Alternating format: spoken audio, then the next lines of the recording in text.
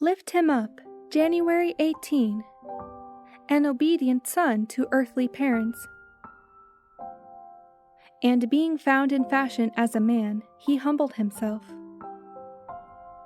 How great must be the humiliation of the Son of God, that he should live in the despised and wicked town of Nazareth. The most holy place upon earth would have been greatly honored by the presence of the world's Redeemer a single year. The palaces of kings would have been exalted to receive Christ as a guest. But the Redeemer of the world passed by the courts of royalty and made his home in a humble mountain village for 30 years, thus conferring distinction upon despised Nazareth.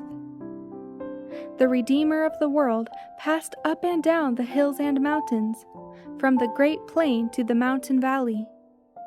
He enjoyed nature's beautiful scenery. He was delighted with the fields glowing with the beautiful flowers, and in listening to the birds of the air, and uniting his voice with them in their happy songs of praise. The groves and mountains were his places of retreat for prayer, and frequently whole nights were spent in communion with his Father.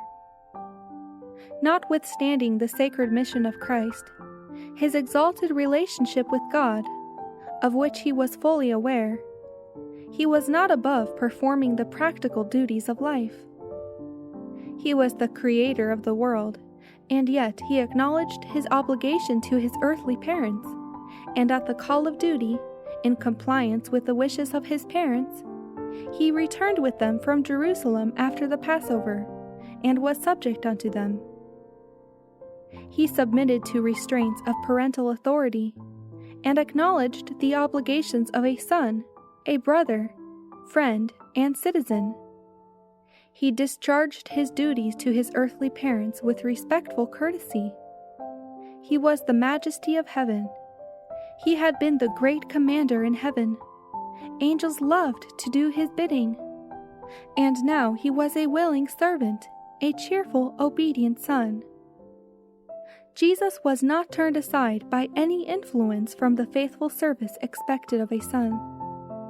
He did not aim to do anything remarkable to distinguish himself from other youth, or to proclaim his heavenly birth.